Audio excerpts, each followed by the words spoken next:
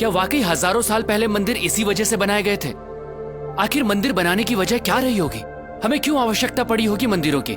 क्यों हमारे इतिहास में ऐसे ऐसे मंदिर बनाए गए जिन्हें बनाने में दशकों लग गए थे? दोस्तों, डिवाइन पावर को और इंटेंसिफाई रूप में पाने के लिए मंदिर बनाए गए।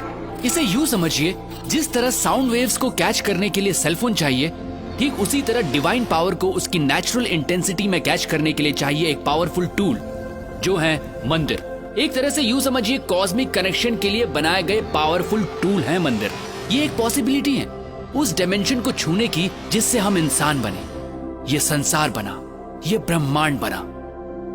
और ब्रह्मांड में दूसरे आयामों से कनेक्शन बैठाने के लिए हमारे पूर्वजों ने न सिर्फ मंदिरों में डिवाइन स्ट्रक्चर स्थापित किए, बल्कि उन्हें कॉन्सिक्रेट यानी प्राण प्रतिष्ठित भी किया। प्राण प्रतिष्ठा मतलब मूर्तियों में जान आ जाना नहीं होता है दोस्तों, ये प्राण एनर्जी की तरह प्रतिष्ठित किए जाते हैं।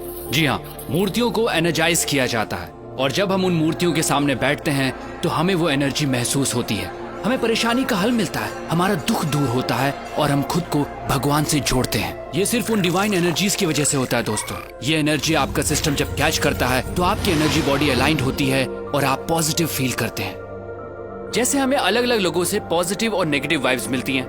देखिए दोस्तों, एनर्जी जो है वो आपके थॉट प्रोसेस से ड्राइव होती है और सामने वाला वही महसूस करता है। ठीक उसी तरह जब हम प्राचीन मंदिरों में जाते हैं तो हमें वहाँ की पॉजिटिव वाइब्स महसूस होती है। अगर आप अपनी एनर्जी के प्रति सेंसिटिव होंगे तो आप ये जरूर महसूस कर पाएंगे।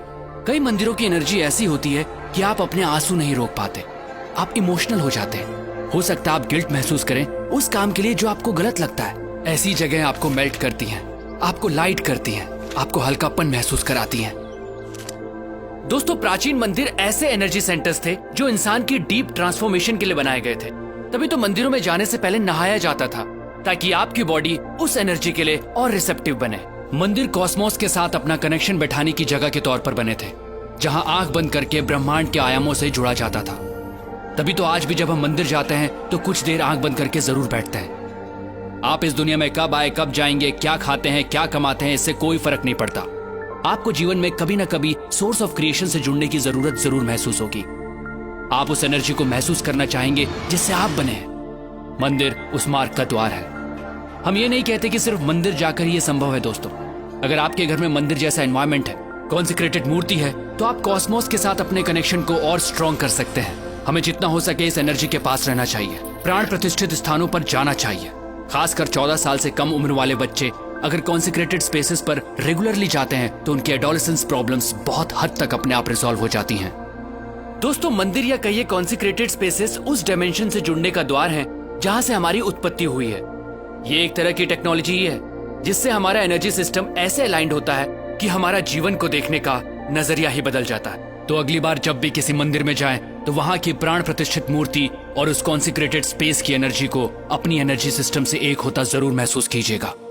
दोस्तों, सनातन धर्म सिर्फ धर्म नहीं है, ये एक सोच है, ये एक साइंस है जिसे हजारों साल पहले इवॉल्व किया गया था, जो इंसान को अपग्रेड करती है और आज भी ये उतनी ही एप्लीकेबल है। दोस्तों, इस मॉडर्न युग में हम बाहरी तौर पर बहुत बदल चुके हैं, लेकिन हमारे अंदर इंसान अब भी वही है और आज भी सनातन प्रैक्टिसेस और साइंस हमें अपग्रेड करने के लिए उतनी ही एप्लीकेबल हैं। सनातन सोच के माध्यम से मैं ऐसी ही चीजें, ऐसी ही साइंस आप तक पहुंचाता रहूंगा। दोस्तों, अगर आपके दिमाग में भी ऐसी कुछ प्रैक्टिसेस हैं, साइंस हैं, तो आप मुझसे जरूर शेयर कीजिएगा, क्योंकि हमें लगता है इस वक्त वर्तमान में सनातन सोच की आवश्यकता है, क्योंकि यही हमारा भूत है और यही हमारा भविष्य। प्रणाम।